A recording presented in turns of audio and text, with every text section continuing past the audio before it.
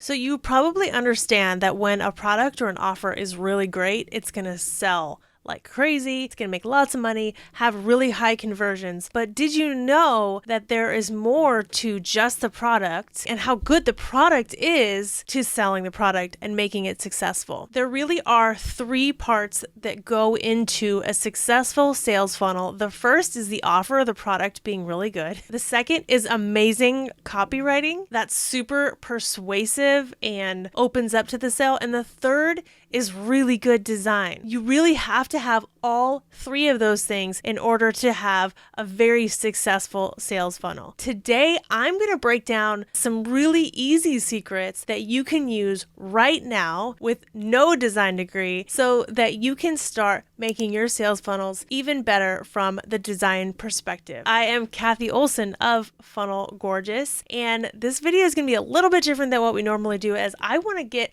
right on the screen. I don't just want to talk at you. I want to actually explain to you and show you visually what this looks like. At Funnel Gorgeous, we teach experience first design. It's kind of a term that we made up, but the idea is that you are thinking about the buyer every step of the way. When they land on your landing page or your sales funnel, what are they thinking, feeling, hearing? Like, what state are they in? And really, one of the biggest things that can make your sales funnel fail is if you aren't clear in your offer. One thing that's really important for clarity is obviously the way that you type, the actual words you use, but the visuals support the clarity in that they reinforce what you're trying to say through written word. So visuals are a very, very important part of any great sales funnel. So let's dive right in. I'm going to show you three different things that you can do right now to make your sales funnel more visually effective. The first thing is mock-ups, or offer shots as we call them. These are visual representations of an actual product. So this would be a mock-up shot showing you exactly what is inside of OfferCure, but we also use them further down when we talk about the different workshops. So there's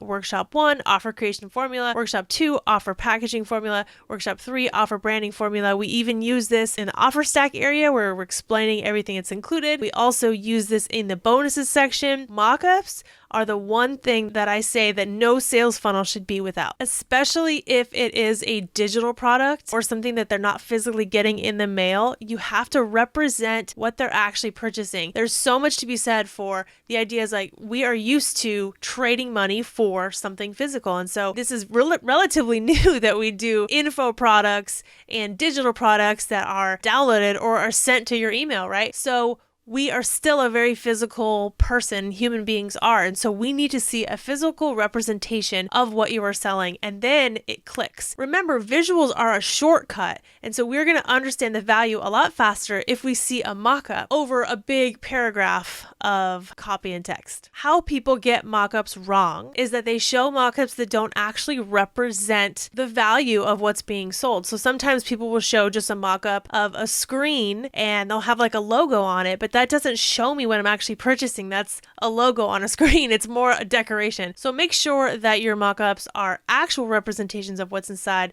and not just decorative. The second visual shortcut I want you guys to use are symbols. So symbols can be used. They are also called icons. We use these all the time throughout to pull forth an idea. We use just like here, you see these little quote marks. That gives you a shortcut to know that this is what people are saying. It's like there's these symbols that we've been using for ever since humans have kind of been evolved, right? They're shortcuts. They're really shortcuts to meaning. And so we want to use those as much as possible. Here's a really great example of a shortcut is where we use this little, I call it the Ghostbuster bubble, but where we're crossing out what we're not going to stand for anymore, right? No 17-hour classes, no 456-page workbooks, no fluffy bonuses. And so we do say the word no here, but just having that little, whatever this is called, little Ghostbusters cross out shows the reader that you are adamantly against this, right? So now we have a mood, we have a feeling, we have a whole sentiment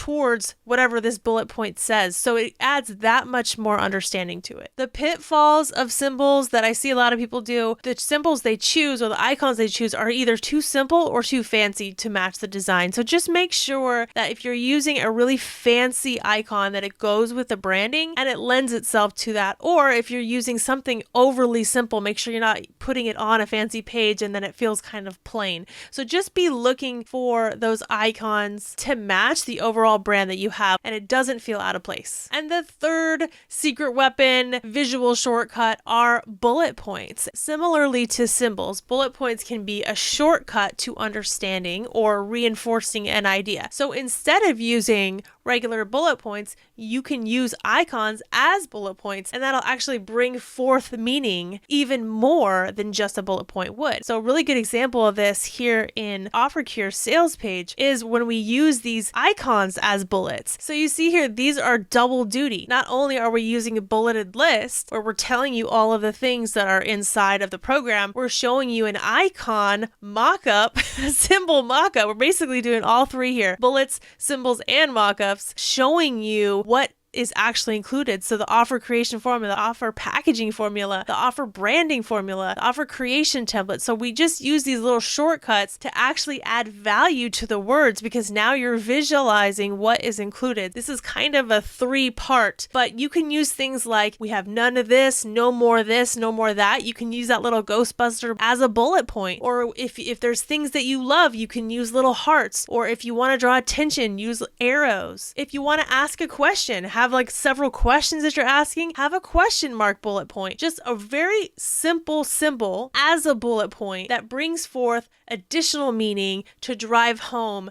the clarity of what you're saying or what you're selling. The pitfall in bullet points is obviously just using bullet points just as dots. It's a waste of space. It doesn't really tell anybody about how it should be read, how it should be understood. It doesn't tell anybody actually what the bullet points are about. It's just a waste of a space where you could be doing some great visual merchandising. So those are 3 visual tools that you can use right now in your sales pages to increase clarity, to increase understanding, and to increase conversion. I hope that was helpful. If you guys love this type of video where it's more visual and I kind of show you stuff, I'd love to hear that in the comments. Make sure you like and subscribe. Don't forget, we post new videos every single week, so I will see you next week. Bye, guys.